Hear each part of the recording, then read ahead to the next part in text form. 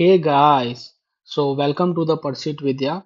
So in this video we are going to cover the Supreme Court of India, its structure, functions and overall independence.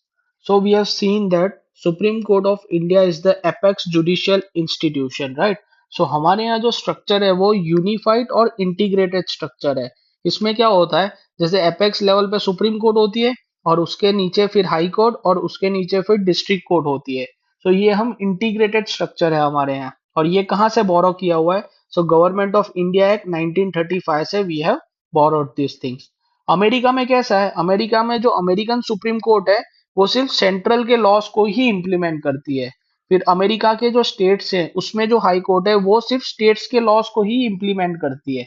But हमारे यहाँ जो supreme court और high court है वो both central plus state laws को implement करती है। So this is the distinctiveness between the Indian and the American supreme court, right? So supreme court of India was establish on 28 January 1950 और इसने federal court of India को succeed किया and it replace the British privy council as the highest appellate authority. तो पहले क्या होता था कि फेडरल कोर्ट ऑफ इंडिया जो थी, जो गवर्नमेंट ऑफ इंडिया 1935 के अंतर्गत बनाई हुई थी, उसके जजमेंट्स को आप अपील कर सकते हो in the British privy council. But अब ऐसा कुछ नहीं है, right? So right now there is no appeal from the supreme court of India. So इसके लिए ऐसा बोला जाता है कि सुप्रीम कोर्ट ऑफ इंडिया के पावर्स आज की तारीख में are wider than the federal court of India which was established in the erstwhile British India, right? So अगर हम ऑर्गेनाइजेशन ऑफ सुप्रीम कोर्ट देखें, सो देर आर टोटल 34 जजेस, one chief justice and 33 other जजेस, right? So initially 1950 में जब establish हुई थी 28 जैन को, तब original strength was the 8 and right now there are 34 numbers and retirement age is 65. Okay, so 65 is the retirement age, that is maximum age for serving judges. The main important thing is that जो 8 से 34 जजेस बनाए गए हैं, like increase किया गया है number, तो वो कौन करता है? So that is very important.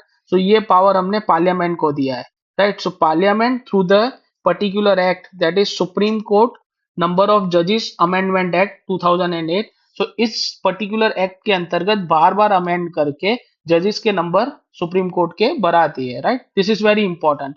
So यहाँ पे they will give the option कि सुप्रीम कोर्ट इटसेल्फ और president and all such things. So नहीं, ये पावर पार्लियामेंट को दिया गया है। Now how is the appointment of the जजेस इज हैपन?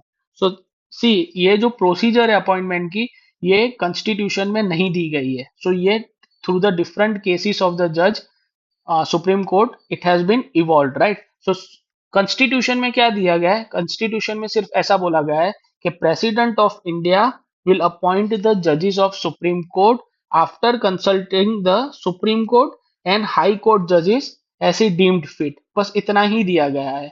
अभी वो कंसल्टेशन जो वर्ड है ना, इसके डिफरेंट इंटरप्रिटेशंस थे इन द डिफरेंट जज केसेस, राइट? सो ये जो कलेजियम सिस्टम्स है, it has been evolved through the supreme court judgments. It has not been given in the original constitution. That is very important, right? So we'll see that how it has been evolved. So ये collegium controversy जो है, ये क्या हुआ था? जैसे first जज case 1982 में सुप्रीम कोर्ट ने बोला, तो जो ये कंसल्टेशन वर्ड है ना, इसका मीनिंग कंकरेंस नहीं होता। इसका मतलब कि जो सुप्रीम कोर्ट के जज जो एडवाइस देते हैं प्रेसिडेंट को, तो वो बाइंडिंग नहीं होती है। It only implies the exchange of the views. It means that it has told that it is non binding in nature. तो जो कॉन्स्टिट्यूशन में दिया गया है कि प्रेसिडेंट विल कंसल्ट द जजेस of supreme court and high court, तो वो कंसल्टेशन का वर्ड कंकरेंस नहीं है। इसका मतलब वो एडवाइस बाइंडिंग नहीं है। फिर सेकंड जज केस 1993 में इवॉल्व हुआ। तब सुप्रीम कोर्ट ऑफ इंडिया ने खुद की जो जजमेंट थी उसको रिवर्स कर दिया। तब बोला कि consultation is equivalent to the concurrence. इसका मतलब कि CJI, chief justice of India, जो प्रेसिडेंट को एडवाइस देंगे वो बाइंडिंग होगी।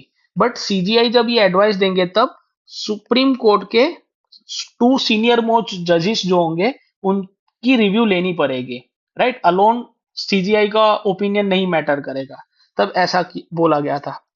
फिर थर्ड जज केस में 1998 में ये पूरी कॉलेजियम कंट्रोवर्सी जो थी, जो कॉलेजियम सिस्टम्स थी, ये इवॉल्व हो गई थी।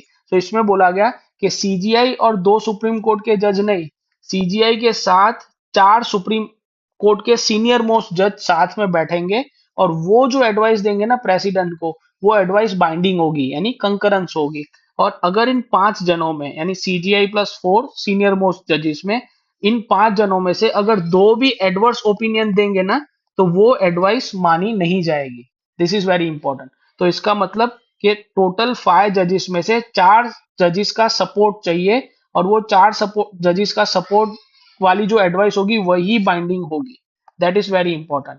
और फिर लास्ट में फोर्थ जज केस आया था, दैट इज एनजेएसी 2014। सो इसमें क्या हुआ था कि जो पार्लियामेंट ने लॉ पास करके जो नेशनल जुडिशियल अपॉइंटमेंट कमीशन बनाई थी, उसमें क्या था कि ये कॉलेजियम सिस्टम्स को रिप्लेस किया गया था विद दिस एनजेएससी। तो फोर्थ जज केस में इसको नल एंड वॉइड कर दिया गया था, क्योंकि ये एक अनकॉन्स्टिट्यूशनल बोल के, क्योंकि ये judicial independence, independence of judiciary, जो बीएससी का पार्ट है, बेसिक स्ट्रक्चर ऑफ कॉन्स्टिट्यूशन का, तो उसको यू कैन से वायोलेट करता है। तो इसलिए ये एनजेएसी को नल एंड वॉइड कर दिया था।